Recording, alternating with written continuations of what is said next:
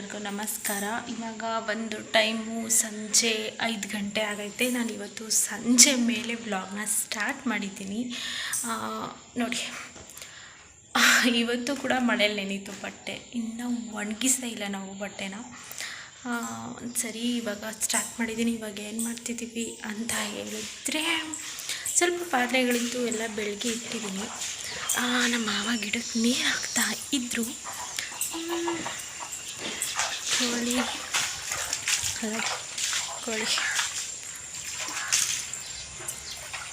ಸ್ವಲ್ಪ ಹೂವು ಕುಯ್ಯೋದಿದೆ. ಅಲ್ಲಿ ಹೂವು ಕುಯ್ಕೊಂಡು, ಇದು ನಮ್ಮ ಸೈಡ್ ಹೊಲ. ಬನ್ನಿ ತೋರಿಸ್ತೀನಿ ಇವತ್ತು.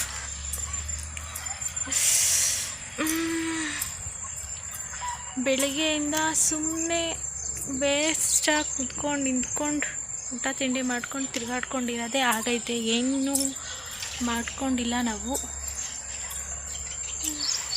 ಸಾಕಷ್ಟು ಗಿಡಗಳನ್ನ ಹಾಕಿದ್ದೀವಿ ನಾವು. ಸ್ವಲ್ಪ ಅಂದರೆ ಪರಂಗಿ ಹಣ್ಣಿನ ಗಿಡ ಮತ್ತು ನಿಂಬೆಹಣ್ಣಿನ ಗಿಡ. ಅದು ಬಂದು ನಿಂಬೆಹಣ್ಣಿನ ಗಿಡ. ಇದು ಮಲ್ಲಿಗೆ ಹೂವು ಗಿಡ ಅಲ್ಲ, ಮಾವ ಬಂದರು. ಇದು ಕೂಡ ಪರಂಗಿ ಹಣ್ಣಿನ ಗಿಡನೂ. ಆವಾಗಲೇ ಕಾಯಿ ಬಿಟ್ಟಿತ್ತು. ನಾನು ಅವಾಗ ನಿಮಗೆ ವ್ಲಾಗ್ ಮಾಡಿ ತೋರಿಸಿಲ್ಲ. ಇದು ಗುಲಾಬಿ ಹೂವಿನ ಗಿಡ. ಚೆನ್ನಾಗೈತಲ್ವ? ಸರಿ, ಇಲ್ಲಿ ನೋಡಿ, ಬಾಳೆ ಗಿಡ ಸ್ವಲ್ಪ, ಹಾಗೆ ತೆಂಗಿನ ಮರ ಹಾಕಿದ್ವಿ. ಅದು ಇನ್ನೂ ಬಂದಿಲ್ಲ, ಬರಬೇಕು. ಚಿಕ್ಕದು, ಈಗ 1 ವರ್ಷ ಆಗೈತೆ ಅಷ್ಟೇ ಅದಕ್ಕೆ. ಕನಕಾಂಬ್ರದ ಹೂವು ಇನ್ನೂ ಬಿಡೋದಕ್ಕೆ ಸ್ಟಾರ್ಟ್ ಮಾಡಿಲ್ಲ.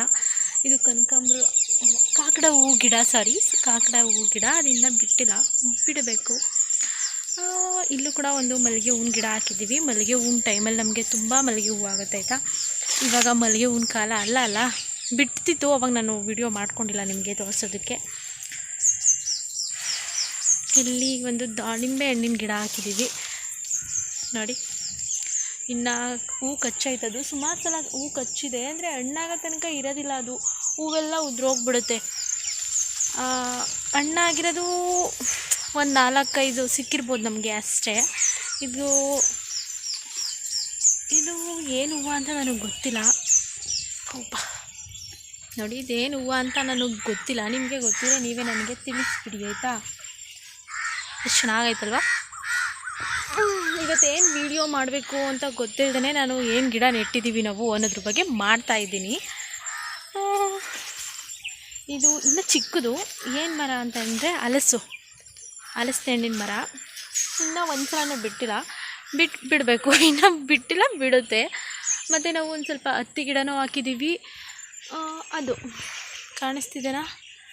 ಹತ್ತಿ ಗಿಡ ಮತ್ತು ಹಣ್ಣಿನ ಗಿಡ. ನಾವು ಕೈ ಎಣ್ಣೆ ಮಾಡೋದಕ್ಕೆ ಹಣ್ಣು ಕೂಡ ಹಾಕಿದ್ದೀವಿ ನೋಡಿ. ಈ ತೆಂಗಿನ ಮರನೂ ಕೂಡ ಅದ್ರ ಜೊತೆಯಲ್ಲೇ ತಂದು ಹಾಕಿರೋದು ನಾವು. ಆದರೆ ಅದು ಬಂದೇ ಇಲ್ಲ, ಅಷ್ಟೇ ಐತೆ. ಅದಕ್ಕೆ ನೆರಳಾಗ್ಬಿಟ್ಟೈತಲ್ಲ, ಆ ಕಾರಣಕ್ಕೋ ಏನೋ ಗೊತ್ತಿಲ್ಲ, ಬರ್ತಾ ಇಲ್ಲ ಅದು ನೆರಳಾಗಿರೋದ್ರಿಂದ. ಮತ್ತು ಇಲ್ಲಿ ಕರಿಬೇವಿನ ಗಿಡ ಹಾಕಿದ್ದೀವಿ. 3 ಕಡೆ ಕರಿಬೇವಿನ ಗಿಡ ಹಾಕಿದ್ದೀವಿ ನಾವು. ಇದು ಗೆಣಸು ಇದೆ ಅಲ್ವಾ. ಈ ಗಿಡ ಬಂದು ಗೆಣಸಿನ ಗಿಡ. ಗೆಣಸನ್ನು ಕೂಡ ಹಾಕಿದ್ದೀವಿ ಸಂಕ್ರಾಂತಿ ಹಬ್ಬದ ಟೈಮ್ಗೆ. ಇನ್ನು ಕಾಳು ಸೊಪ್ಪು ಎಲ್ಲ ಹಾಕಿದ್ದೀವಿ. ಅಂದರೆ ಸೊಪ್ಪು ಕಾಳುಗಳ ಹೆಸರೆಲ್ಲ ನನಗೆ ಗೊತ್ತಿಲ್ಲ. ಅಂದರೆ ಅದು ಇನ್ನೂ ಮೊಳಕೆ ಕಡಿತಾ ಇದೆ ಅಲ್ವಾ. ಮೊಳಕೆ ಆದಮೇಲೆ ಗೊತ್ತಾಗುತ್ತೆ ಅದು ಏನು ಗಿಡ ಅಂತ ಹೇಳಿ. ಇರಿ, ಅದನ್ನು ತೋರಿಸ್ಬಿಡ್ತೀನಿ ನಾ. ಮೊಳಕೆ ಬಂದಿದೆ ಒಂದು, ಈ ಕಡೆದು ಇನ್ನೂ ಬಂದಿಲ್ಲ. ನೋಡಿ, ಇದಿನ್ನೂ ಬಂದಿಲ್ಲ. ಇದಿನ್ನೂ ಬಂದಿಲ್ಲ. ಆದರೆ ಇದು ಬಂದಿದೆ. ಇರಿ, ತೋರಿಸ್ತೀನಿ. ಬ್ಯಾಕ್ ಕ್ಯಾಮ್ರಾ ಮಾಡಿ ತೋರಿಸ್ತೀನಿ.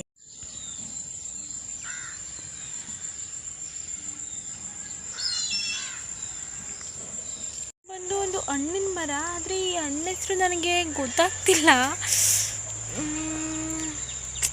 ಬೀಜ ಇರುತ್ತೆ ನೋಡಿ, ಸೀತಾಫಲದ ಥರ. ಆದರೆ ಇದು ಮರದು ಏನೋ ಹಣ್ಣುಗಳ. ಅಯ್ಯೋ, ತುದಿ ಬಾಯಿನೆಲ್ಲ ಐತೆ, ಆದರೆ ಬರ್ತಿಲ್ಲ. ಏನಪ್ಪ, ಶುಗರ್ ಜಾಸ್ತಿ ಇರೋರು ತಿಂತಾರೆ ನೋಡಿ ಹಣ್ಣು. ಬೀಜ ತುಂಬ ಇರುತ್ತಲ್ಲ, ಒಳ್ಳೆ ಹತ್ತಿ ಹಣ್ಣು ತಿಂದಂಗೆ ಆಗುತ್ತೆ. ಅದೇನು ಹಣ್ಣು ಅಂತ ನನಗೆ ಗೊತ್ತಾಗ್ತಿಲ್ಲ, ಕ್ಷಮೆ ಇರಲಿ. ಇದು ಬಂದರೂ ನುಗ್ಗೆ ಸೊಪ್ಪಿನ ಮರ, ಇದು ನುಗ್ಗೆ ಸೊಪ್ಪಿನ ಮರ ಮತ್ತು ತೆಂಗಿನ ಮರ. ತೆಂಗಿನ ಮರಗಳು ಸುಮಾರು ಅಷ್ಟಾಯ್ತಾಯ್ತಾ ನಮ್ಮ ಹತ್ರ, ಅಂದರೆ ಎಲ್ಲ ಚಿಕ್ಕದು, 4ರಿಂದ 5 ಮರದಷ್ಟು ಐತೆ. ಮತ್ತು ಇಲ್ಲೆಲ್ಲ ಈರುಳ್ಳಿ ಹಾಕಿದ್ದಾರೆ ಮಾವ. ಅಯ್ಯೋ, ನಾನು ಈರುಳ್ಳಿ ಅಂದ್ಕೊಂಡೆ. ಈರುಳ್ಳಿನೂ ಹಾಕಿದ್ದಾರೆ ಇಲ್ಲಿ, ಅಂದರೆ ಒಂದೇ ಸೈಡ್ ನೆಟ್ಟಿಲ್ಲ, ದೂರ ನೆಟ್ಟಿದ್ದಾರೆ ಈರುಳ್ಳಿ ಮತ್ತು ಇದು. ಹಾಗೆ ಇದು ಸೀಬೆ ಹಣ್ಣಿನ ಮರ, ಇನ್ನು ಕಾಯಿ ಬಿಟ್ಟಿಲ್ಲ. ಇದನ್ನು ಬಿಡುತ್ತೆ ಸದ್ಯದಲ್ಲಿ. ಸ್ವಲ್ಪ ಬದನೆಕಾಯಿ ಗಿಡ ಆ ಥರದ್ದು ಹಾಕಿದ್ದೀವಿ. ಇಲ್ಲೂ ಕೂಡ ಅದೇ ಮರ ಐತೆ ನೋಡಿ. ಆ ಮರದ ಹೆಸರು ನನಗೆ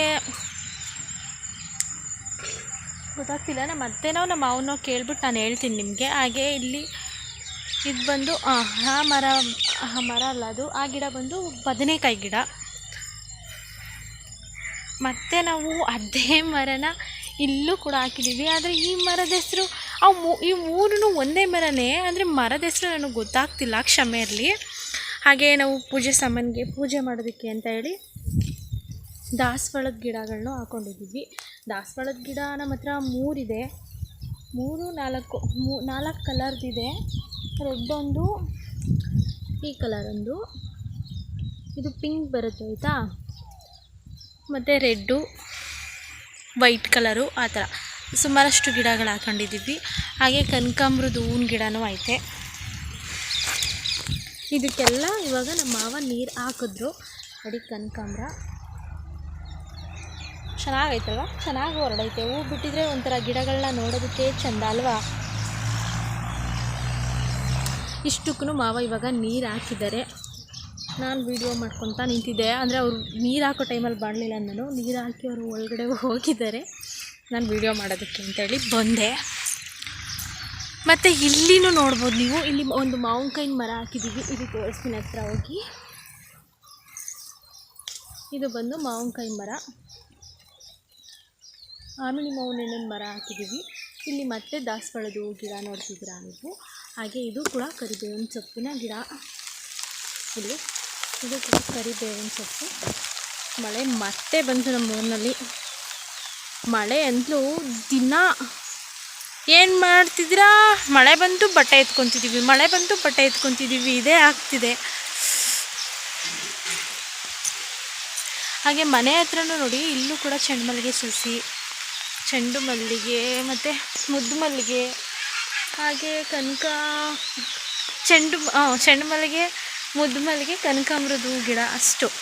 ಮತ್ತು ಮಲ್ಲಿಗೆ ಹೂವಿಗೆ ಮಧ್ಯದಲ್ಲಿ ಹಾಕೋಕ್ಕೆ ಅಂತೇಳಿ ಅದು ಒಂದಷ್ಟು ಐತೆ. ಇಲ್ಲಿ ಮುಂದೆಗಡೆನೂ ಮತ್ತೆ ಗಿಡ ಹಾಕಿದ್ದೀವಿ ನಾವು. ಅಂದರೆ ಸುತ್ತ ಪರಿಸರದ ವಾತಾವರಣ ಅನ್ನೋದಕ್ಕಿಂತ ನೋಡಿ, ಅದು ನಮ್ಮ ಅತ್ತೆಯವ್ರದ್ದೇ ತೋಟ, ಅಂದರೆ ನಮ್ಮದು 2ನೇ ಅತ್ತೆಯವ್ರದ್ದು. ಆ ಕಡೆ ಇದಿಷ್ಟು ನಾವು ನೆಟ್ಟಿರುವಂತಹ ಗಿಡಗಳು. ಸಾಕು ಗಿಡ ಪರಿಚಯ ಮಾಡಿಸಿದ್ದು. ಅಂದರೆ ನನಗೆ ಗೊತ್ತಿರೋಷ್ಟು ಮರದ ಹೆಸ್ರುಗಳನ್ನ ನಾನು ಹೇಳಿದ್ದೀನಿ ಆಯಿತಾ. ನನಗೆ ಗೊತ್ತಿಲ್ಲದೇ ಇರೋದನ್ನು ನಾನು ಹೇಳಿಲ್ಲ, ಆದರೆ ಕೇಳಿಕೊಂಡು ಹಾಕ್ತೀನಿ. ಮತ್ತು ಕೊತ್ತಂಬರಿ ಸೊಪ್ಪು ನೋಡಿ, ನಾನು ಇದನ್ನೇ ತೋರಿಸಿಲ್ಲ ನಿಮಗೆ. ನಮ್ಮ ಅತ್ತೆಯವ್ರು ಕೊಟ್ಬಿಟ್ಟು ಹೋಗಿದ್ದಾರೆ. ಕೊತ್ತಂಬರಿ ಸೊಪ್ಪು ಘಮ ಘಮ ಅಂತೈತೆ, ಸೋಸಿ ಎತ್ತಿಟ್ಕೊಂಡ್ರೆ ಚೆನ್ನಾಗಿರುತ್ತಲ್ವ. ಟಂಟಡ. ಹಾಗೆ ಇವಾಗ ನಾನು ಮೊಸಪ್ಪು ಸಾಂಬಾರು ಮಾಡಬೇಕು ಅಂತ ಅಂದ್ಕೊಂಡಿದ್ದೀನಿ. ಆ ಸಾಂಬಾರು ಮಾಡಬೇಕು ಅಂದರೆ ಸ್ವಲ್ಪ ಟೈಮ್ ಹಿಡಿತದಲ್ವ, ಅದಕ್ಕೆ ಇವಾಗಲೇ ಕೂಗಿಸಿ ಇಟ್ಕೊಳ್ಳೋದ ಅಂತ ಅಂದ್ಕೊಂಡಿದ್ದೀನಿ. ಬನ್ನಿ ಇವಾಗ ಮೊಸಪ್ಪನ್ನ ನಾನು ನಮ್ಮ ಮನೆಯಲ್ಲಿ ಯಾವ ಥರ ಮಾಡ್ತೀನಿ ಅಂತ ನಿಮಗೆ ತೋರಿಸ್ತೀನಿ ಆಯಿತಾ. ನಿಮ್ಮ ಹತ್ರನೂ ಶೇರ್ ಮಾಡ್ಕೊಬೇಕು ಅಂದ್ಕೊಂಡಿದ್ದೀನಿ ಇದ್ರ ಬಗ್ಗೆ, ಅಂದರೆ ಮೊಸಪ್ಪು ಮಾಡೋದ್ರ ಬಗ್ಗೆ. ನೋಡಿ,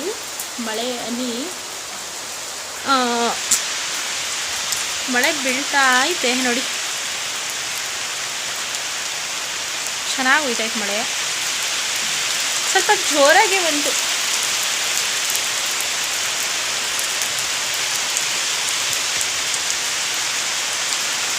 ಕಾಣಿಸ್ತಿಲ್ಲ ಅಲ್ವಾ ನನ್ನ ಕ್ಯಾಮ್ರಾದಲ್ಲಿ?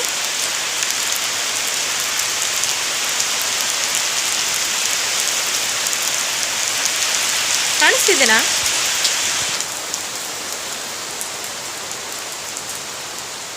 ಇಲ್ಲೇ ಚೆನ್ನಾಗಿ ಕಾಣುತ್ತೆ ಟೈಲ್ಸ್ ಮೇಲೆ ನಿಂತೆ ಹೋಯ್ತು.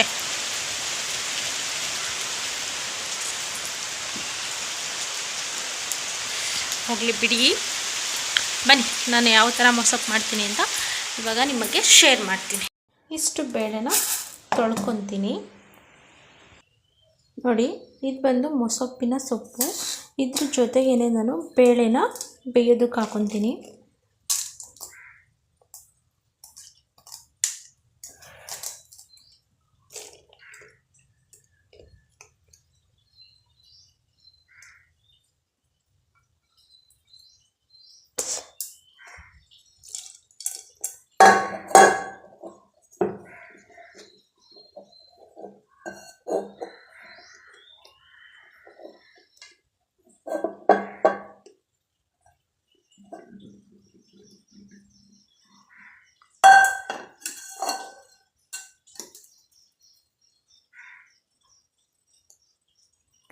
ಬೇಳೆ ಜೊತೆಗೆ ಸ್ವಲ್ಪ ಬೆಳ್ಳುಳ್ಳಿನೂ ಹಾಕೊತೀನಿ.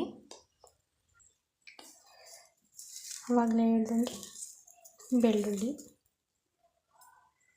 ಇದಿಷ್ಟನ್ನು ಸ್ವಲ್ಪ ನೀರು ಹಾಕ್ಬಿಟ್ಟು 2 ಕೂಗಷ್ಟು ಕೂಗಿಸ್ಕೊತೀನಿ.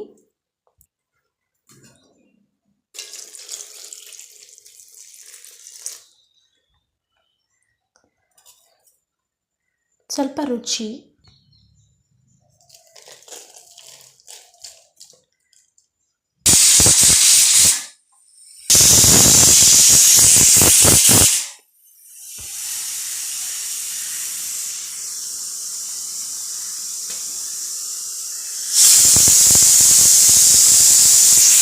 ನೆಲ್ಲ ಕೂಗಿಸಾದ ನಂತರ ಈ ಥರ ಕೂಗಿಸಿದ ನಂತರ ಈ ಥರ ಕಾಣಿಸ್ತಿದೆ. ಚೆನ್ನಾಗಿ ಬೇಳೆ ಎಲ್ಲ ಬೆಂದಿದೆ ಅಲ್ವಾ.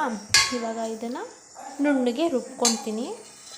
ರುಬ್ಕೊಳ್ಳೋದಕ್ಕೆ ನಾನು ಏನೇನು ಹಾಕ್ಕೊಂಡಿದ್ದೀನಿ ಅಂತ ಹೇಳಿದ್ರೆ ತೆಂಗಿನಕಾಯಿ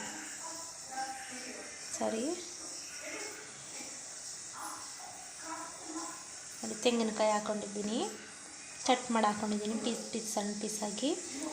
ಈಗ ಈ ಸಾಂಬಾರದು ರುಬ್ಕೊತೀನಿ. ನಾನಿಲ್ಲಿ ಒಗ್ಗರಣೆಗೆ ಸ್ವಲ್ಪ ಎಣ್ಣೆ ಹಾಕಿದ್ದೀನಿ, ಹಾಗೆ ಸಾಸಿವೆ,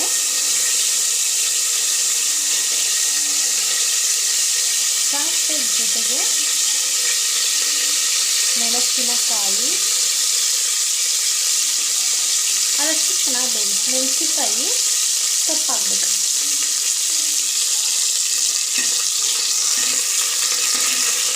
ಒಗ್ಗರಣೆಗೆ ಬೆಳ್ಳುಳ್ಳಿನೂ ಹಾಕೋಬೋದು, ಆದರೆ ನಾನು ಬೇಯಕ್ಕೆ ಹಾಕಿ ಆಡಿಸ್ಕೊಂಡಿರೋದ್ರಿಂದ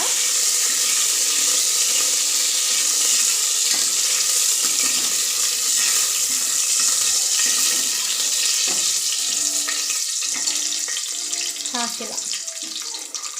ಹಾಗೆ ಕರಿಬೇವು,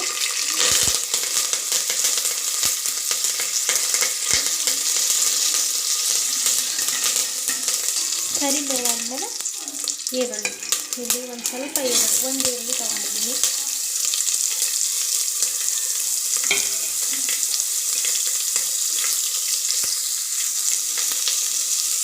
ಇದಿಷ್ಟು ಚೆನ್ನಾಗಿ ಸೇರಿಸ್ಕೊಳ್ತೀನಿ.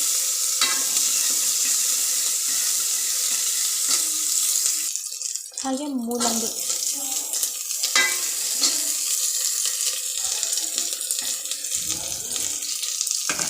ಅಷ್ಟು ಬೆಂದಮೇಲೆ ಇದು ರುಬ್ಕೊಂಡಿರುವಂಥ ಮಿಶ್ರಣ, ಸೊಪ್ಪು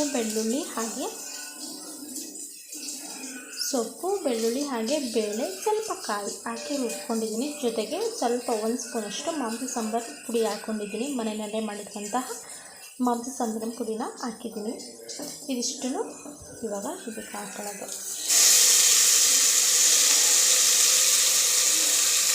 ನಾನು ಆವಾಗಲೇ ಸೊಪ್ಪು ಬೇಯಿಸಿದ್ನಲ್ವ, ಅದ್ರ ನೀರಿದು ಎತ್ತಿಟ್ಕೊಂಡಿದ್ದೆ, ಇದನ್ನು ಹಾಕೊಳ್ಳೋದು.